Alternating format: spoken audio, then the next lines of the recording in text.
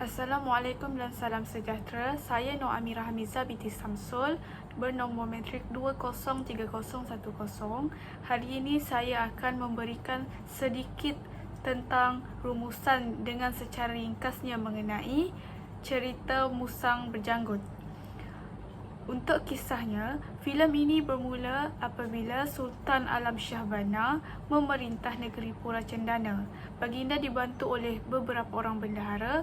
Baginda Sultan tidak mempunyai waris dan telah bertitah kepada sekalian hamba rakyat untuk mengambil seorang anak angkat. Kemudian, setelah dicanang cerita tersebut, maka Tun Nila Utama nama yang telah dipilih oleh Baginda Sultan.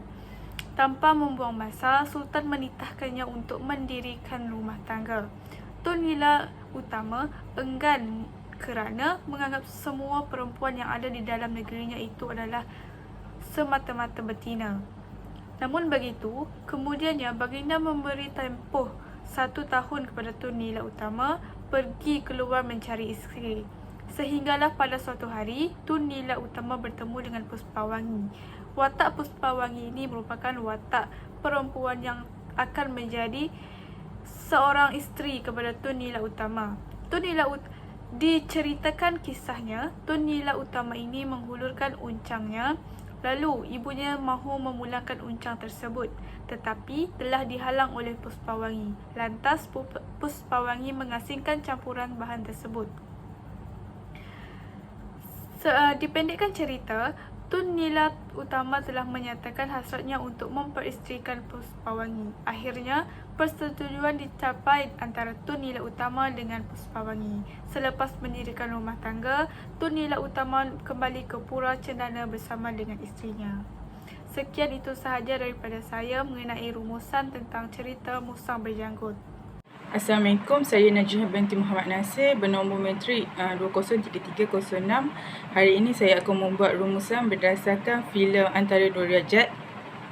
Filem ini mengisahkan halangan percintaan terhadap sepasang kekasih disebabkan pegangan keluarga yang berpegang pada darjat dan keturunan, yang mana tidak boleh disatukan mereka yang berdarjat tinggi dan berdarjat rendah, lalu mencetuskan konflik yang berdarah, tekanan jiwa, pertelikahan keluarga sehinggalah kepada hipokrasi dan pembunuhan jiwa.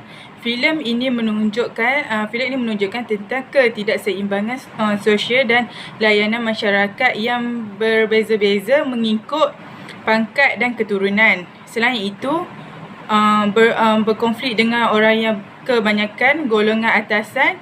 Di dalam filem Antara Dua Derajat juga ditunjukkan sebagai memiliki sikap suka berbalah antara satu sama lain disebabkan soal harta benda. Ini dapat dilihat semasa dialog di dalam kereta di antara Tengku Mukri dan ayahnya. Babak ini menunjukkan niat tidak baik Tengku Mukri yang mahu berkahwin dengan Tengku Zaleha hanya kerana mahukan hartanya. Kemudian kita melihat babak Tengku Mukri yang menjalinkan hubungan sulit dengan wanita kebanyakan lain. Lihat di sini, dua perkara yang menjadi rebutan golongan atasan ialah harta dan wanita.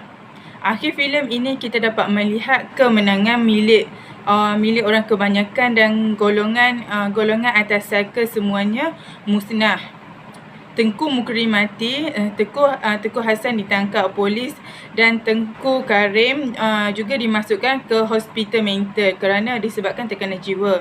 Babak akhir filem ini juga melihat P. Ramlee melepaskan geram terhadap golongan atasan dengan menjerit kepada Tengku Mukri yang sedang berdarah di kepala. Okey, sekian sahaja daripada saya. Sekian, terima kasih.